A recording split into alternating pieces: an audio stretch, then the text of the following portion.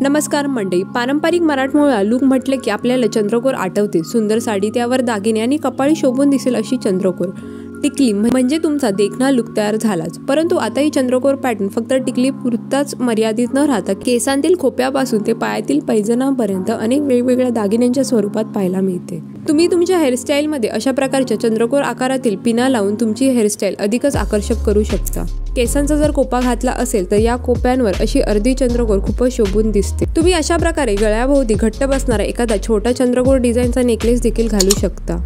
जर तुम्हाला गळ्यात ठुशी घालायची नसेल तर तुम्ही अशा प्रकारे नवीन पॅटर्नची चंद्रकोर पेंडंट असणारी नव्या डिझाईनची ठुशी नक्की ट्राय करू शकता. कोल्हापुरी साजमध्ये देखील चंद्रकोर पेंडंट अतिशय उठून आणि ठसठशीत दिसते. चंद्रकोर पॅटर्नचा कोल्हापुरी साज कोणत्याही साडीवर शोभून दिसतो. चंद्रकोर पेंडंट असलेली छोटी माळ लहान मुलींना देखील घालता येऊ शकते.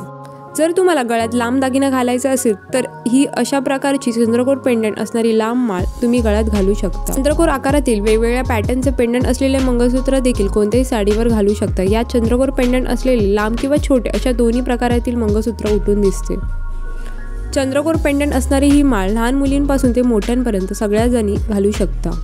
चंद्रकोर आकारातील वेगवेगळ्या प्रकारचे कानातल्यांचे प्रकार देखील एक से बढ़कर एक आकर्षक असतात. चंद्रकोर आकारातील बुगडी तुम्हाला एकदम पारंपरिक लुक देईल. हातात देखील तुम्ही अशा प्रकारचे पॅटर्न असणाऱ्या चंद्रकोर डिझाईनच्या बांगड्या किंवा कड घालू शकता. चा व्हिडिओ आवडला तर लाईक आणि चॅनलला सबस्क्राईब करायला विसरू नका. चला तर मग मंडे भेटे नेक्स्ट व्हिडिओमध्ये. Till then bye.